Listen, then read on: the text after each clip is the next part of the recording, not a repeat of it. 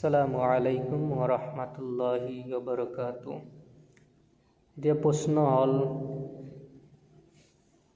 কাফাৰা কি হয়? এটা ৰোজা আপুনি ৰাখি নিজে জানি বুজি ভাঙি দিছে, পানী খাই দিছে, কিবা কৰিছে, মাইকীৰ লগত জিমা কৰিছে, ভাঙি দিছে, তাত আপোনাৰ কাফাৰা হ'ব। কাফাৰা কি? কাফাৰা কেনেকৈ আপুনি আদায় কৰিব? ইয়াত লিখিছে ৰমজান মাহৰ ৰোজা ভাগিলে কাফাৰা এই আপুনি গোলাম আজাদ কৰিব লাগিব। এতিয়াতো গোলাম নাই, গোলাম নহ'লে আপুনি কি কৰিব? যদি তেনেহ'লে আপুনি 2 মাহ ৰোজা ৰাখিব লাগিব। এটা ৰোজাৰ বদলতত আপুনি 2 মাহ ৰোজা ৰাখিব লাগিব।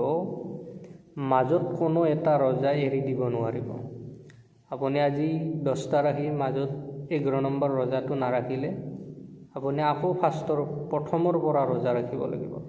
মাজত আপুনি ৰোজা এৰি দিব নোৱাৰিব।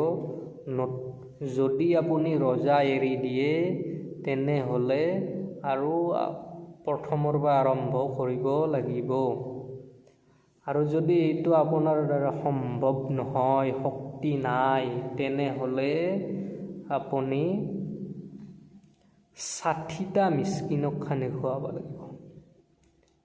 60টা মিস্কিনক দুসময়ৰ আহাৰ খুৱাব লাগিব পেট ভৰাই। 60 মিস্কিনক আপুনি দুসাঁজ আহাৰ খুৱাব লাগিব, পেট ভৰাই খুৱাব লাগিব। এইটো আপোনাৰ কাফাৰা। আৰু আগৰ ভিডিঅ'ত জনাম আপুনি এটা মিস্কিনক 60 দিন খুৱালে হ'ব না আপুনি 60টাক একেদিনে খুৱালে হ'ব, এইটো নিশ্চয় আপোনালোকক জনোৱা যাব। মোৰ চেনেলটো ছাবস্ক্ৰাইব কৰি ল'ব, আপুনি গোটেইখিনি বস্তু জানিব পাৰিব। ওয়া আখিৰু দাৱানা আলহামদুলিল্লাহি ৰাব্বিল আলামিন।